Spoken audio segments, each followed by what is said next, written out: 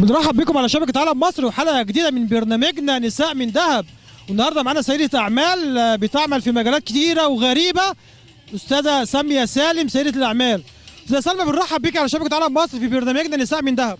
أشكرك، أهلا وسهلا بيك. أنا عايز بقى أعرف تاريخك في خلال 5 دقايق، أنت بتعملي إيه في المجتمع لخدمة الناس؟ طيب، بالنسبة للأول أنا ابتديت أعمال خدمية بالنسبة للمدارس كلها. خدت بال حضرتك أنت إزاي إن أنا كنت ماسك مجالس الآباء والأمناء، تمام، وبشوف أي مشاكل عند المدرسة عشان الإدارة التعليمية ما بتوفرش ساعات حاجات كتير كنت بعملها. وبعد كده ابتديت أخد الجمعيات الخيرية واحد واحد علشان أشوف برضو الحالات اللي هي بتاعت الزواج بالنسبة زي ما يقولوا للأيتام، أو الحالات بالنسبة لبتوع الإعاقة، أو بالنسبة لبتوع اللي هم الأرامل والمطلقات والكلام ده كله. ده المنطق بتاعي. أما الشغل فيختلف تماما عن الموضوع ده. وبرضه لو في حالات قدامي أنا باخدها، ممكن يجي يشتغل زي ما يقولوا، ممكن أعمل له مشروع صغير أو الكلام ده كله، واتعامل وياه على أساس إن هو يعني زي ما يقولوا يكمل معايا بالطريقة اللي هي المستحسنة، مش ادي فلوس وبعد كده تروح الفلوس وبعد كده يبقى زي ما هو الوضع ده كده. بالنسبة قلت لي عندك عربيات وتريلات، أنت مجال شغلك إيه أصلا؟ مجال بري بالنسبة للثلاجات والنقل في الخطوط السريعة.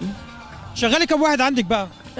بالاعداد كانوا الاول اكتر من كده بكتير، بس دلوقتي نظرا لغلاء العماله، تمام، ادي النقطه، والتطور اللي حصل عندنا اصبح يعتبر 150. شايفه ان السيدات قادرات على اداره كل هذا العدد من البشر؟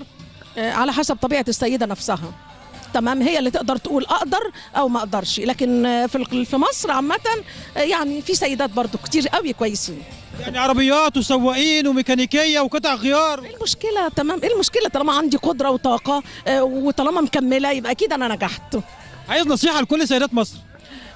لو عاوزه تبدا في اي وقت تبدا، ما تستناش تقول خلاص فات، او زي ما بيقولوا خلاص راحت عليا. وفي اي مجال؟ وفي اي مجال، بس تكون قادره عليه وعندها خلفيه عنه. استاذه ساميه سالم بنشكرك على اللقاء دوت، وبنتمنى لك دايما تكوني نساء من ذهب. شكرا لحضرتك. اشكرك، تمام الشكر، ولكم جزيل الشكر.